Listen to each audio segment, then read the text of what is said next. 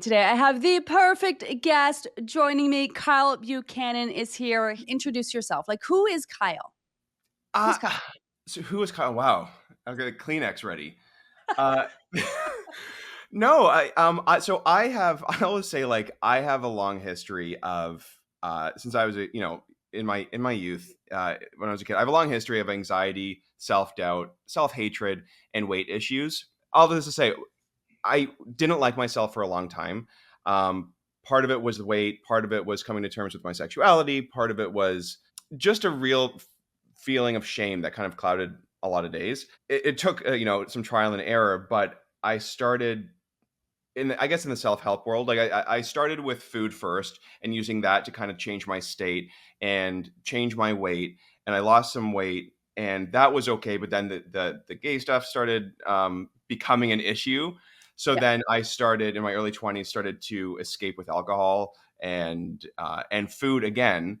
So it became kind of this roller coaster. So it's kind of this ebb and flow of coming to terms with yourself in different ways. And I essentially started biohacking my system so that I felt more in control, felt more like myself. And slowly it kind of progressed into where I'm at today. And so is that where your love, because like me, I same thing, right? Like I've always had this love of it started in fitness. I Yeah. saw this aerobics instructor one day, like, leading all these people and they look so joyful. And then, I got into after I gained 100 pounds at university and lost that and got into helping people do that. And I have this like passion for it. And is that where your passion for helping other people has like where did I I it think that evolve? I think the passion really just comes from feeling like crap for so many years, like seeing my mom feeling inferior, not good about herself, and there was that. So I think part of that and part of knowing what it's like to feel like crap myself, I don't want people to feel less than and don't want people to feel bad. And I think sometimes, not always, when you truly haven't experienced it, it's hard to fake it. That you're like, oh, I know what you're going through. I get it. Like it's. So I think the passion really comes from that deep desire for not wanting other people to hurt. That internal dialogue, that self-talk, that body image, right? How to kind of recognize, like the moment that the thought coming on and the reality of that thought, like, getting on the scale and being like, if the scale's not down, I'm a failure. This isn't working for me. I'm never going to lose my weight or, indulging in that food. And then, what you think is going to bring you joy. And then you berate yourself afterwards, you Yeah. know, do you have tips to manage that? What say you about that? A lot of times, if you're going through something, if you've slept poorly, if you've done all these things, it's easier to fall trap to that voice and let it take hold of you. Yeah, And I don't think there's ever a time when it's like anxiety. Like, you will never, if you deal with anxiety, you won't rid yourself. There's no cure for it.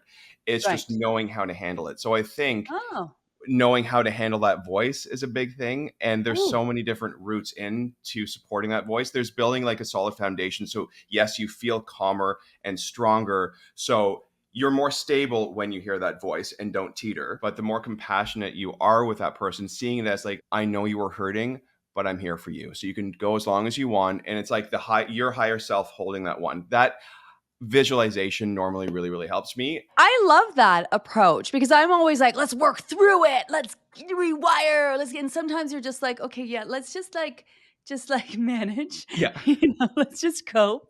Let's just let the thoughts go by like clouds." I love that because 'cause you're right. We feel like it's an onslaught sometimes. Your thoughts are gonna be less whiny if you get a good night's sleep, Yeah. if you're moving your body, if you're feeling your best, and I love what you said about that voice is not your highest self. How does anxiety we have people trying to lose weight, right? Follow the Yeah. program, try to get better sleep, try to move their body, try to whatever, try to work on their digestion, all that. How does and because I know a lot of people deal with a lot of anxiety, especially me. Like I was used to be cool as a cucumber. I don't know whether it's hormones I'm starting to realize maybe or the pandemic. I can't go to the grocery store anymore. I still have like anxiety. How does anxiety factor into our health? And even like people trying to lose weight and get healthier and make change. I mean, on a very basic level, like anxiety increases cortisol, and when the cortisol's out of whack, it's really hard to lose weight, like that Yeah. alone. But anxiety, it takes, and it's so frustratingly sad because it's just on the rise, like another pandemic, right? Crazy. Anxiety Yeah. just, it robs us of the present.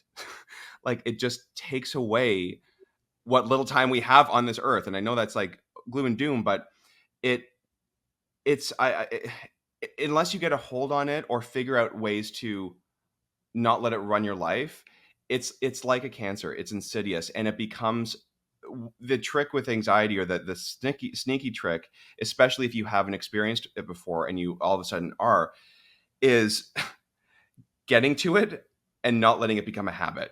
Because for people who have been anxious for a long time, like myself, it almost becomes a habit just to worry all the time. For me, like the way I think about it is anxiety is what happens when you think about things that are beyond your control. Like the future, technically, it's beyond your control, and normally anxiety is about the future. And for me, what worked for me after like trying different things is figuring out what I can control. And when I focus on the things that I can control, normally there are things that support my physiology and my ability to calm, which ends up helping my future anxiety. So I'm not as likely to be anxious the next day. But and another thing with anxiety is you can't outthink it. Sometimes you can't outthink your thoughts, and sometimes getting into the body is the way to do it. We're so arrogant as humans, right? We're just the worst. It's like, oh, you have anxiety, I'm going to get you. I'm going to think. Me. I try to outthink my thoughts. That is totally me. Right Yeah. now, I'm in this thing where I am trying to just be in the moment. Like, my life is very exciting. I have lots of amazing opportunities coming down, things I could create, things I could do. And I get, but then I'm like, then the worry of like, well, what about this and what about that? And then I got my past shit. I'm always like in the past. I'm always like stressed in the future. So my thing right now is like, let's just like be in the moment, but I'm trying to outthink my thoughts. That's exactly what I'm doing. I have never talked about anxiety and people doing this program and trying to lose weight. We've talked about so many other things, but so many people are dealing with anxiety and then they're trying to lose weight. They're trying to like Yeah. follow the food plan and be mindful and be in tune and manage their stress and get better sleep and move their body. And yes, all of those things factor into helping Yeah. to manage your anxiety, but I've never talked about anxiety and weight loss. It's a really interesting topic, especially like Yeah. when people are first signing up, especially when they don't know. Because I'm sure the what ifs that come up are what if this is hard, or what if this doesn't work, or what if, well, especially with something like weight loss, which you handle so beautifully. It's such a personal subject, and it's so, you know, drenched in a lot of times like people like feelings of failure, because like you Yes. tried and you haven't, and that creates this, it creates this worry, right? So it really is, it's a yeah, I mean, it's a bigger topic than the time we have allotted for. But weight loss is like a daily, or the weight program is a daily journey, right? Yeah, And if you're continually like putting in the effort to focus on your daily journey at the same time holding on to that future what ifs, that's a lot to carry. it is. So sometimes knowing, okay, the only thing I can focus on is here and now. And we know, and I know it's one of those things that we roll our eyes at because it sounds ridiculous, but the ability to be present is a muscle that we cultivate. And so if you're holding that future, like what if it doesn't work? What if it, especially our brains are like prone to the negativity bias, like what if it doesn't work? As you're trying to do all this work towards food and changing, the way you eat, that's not good energy to put on the present day, right? The things you can focus on, especially if you deal with anxiety, is the present, is your breath, getting in tune with yourself, giving yourself compassion. You can't outthink anxiety, and sometimes it is a habit, but you can do things to calm it down a little bit. I love your perspective. Love people because I think people resonate with things differently. And I'm always like, I'll ask like a million questions, 100 different ways until I get it. Right. If you have a room full of like people who are like, like our stance is life is hard enough. We're all trying to do this thing. We're trying to wake up, be our best selves. We are asking for help. We're being authentic. We're okay with our feels. We can have frustrated days. We can have angry days. We can have all that, but we're all just people trying to just do our best in life. And we do try to take a very helpful, empathetic, compassionate approach and kind of like we're all just in it together. So now that we've introduced you, this is where I'd love to have you come back and do like an ask me anything. But I know digestion is important. And people were like, let's Yeah. talk digestion. 2.5 minutes to talk about that. No, so it's essentially digestion is one of the most underrated things that we have, like, as humans. We've just gone Yeah. strayed so far away from it, and it is Mm. one of those things where it is becoming more mainstream. But when you hear a lot of things, it's easy to kind of discount it for some strange Yeah, reason. it's so they've overcomplicated it They've now. overcomplicated it. Yeah. Essentially, health begins in the gut. If your gut's not functioning optimally, and if you think about it, your stomach is your car engine. If your car engine isn't working properly and you're eating all this food but maybe not extracting the nutrients from it, so you're feeling tired, maybe in your gut there's a certain overgrowth of pathogenic bacteria that are eating the undigested carbs because your digestive system is not functioning properly, causing gas and you're experiencing bloat. So it really is a minute for digestion.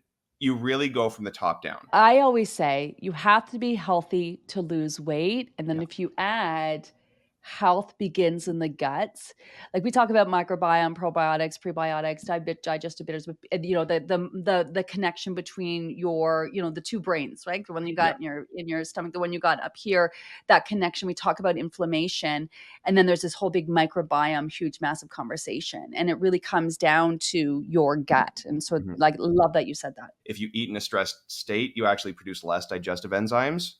So calming your system before you eat is huge. I always say prepping your digestive fire is really important. And you talk about apple cider vinegar, I think, and digestive bitters, which are great Yeah. because a big epidemic, a big problem is people have too little stomach acid, which Yes. essentially it's the spark you need for everything else to work. So a lot of the times when people are dealing with bloat, indigestion, they don't know what's up, and they're thinking it's about, like, maybe there's a bacterial overgrowth, and they're very well might be. But Yeah. what allowed that bacteria to grow? And normally it's too little stomach acid, because your stomach acid is your first line of defense. It digests your food, but it also sterilizes parasites, and it should kill everything. But because we are under stress, because we had excess processed carbs, we have a zinc deficiency, too much alcohol, food sensitivities. Like, there's a lot of things that can suppress stomach acid, Uh-huh. um, that has a huge effect on everything else. So that's something that's still not talked about too much. So supporting stomach acid production, uh, at the very, like, apple cider vinegar, bitters, and calming your system before you eat through breath, huge Yeah. things you can do. And of course, there's chewing your food, which we all eat very, very fast. Enjoy it while you're eating it. Yeah. Smell it, taste it, chew it. Don't, like, wolf it down and be like, "Oh, I want more. Oh my god, I shouldn't eat more. Should I eat more? Should I not eat more? Oh my god, I'm eating too much. Oh my god, I'm so fat. I'm never gonna lose weight." And then you're just like, "Oh, it was so yummy." Like, "Was it though? Did you even taste it?" I don't. So, like, I love that.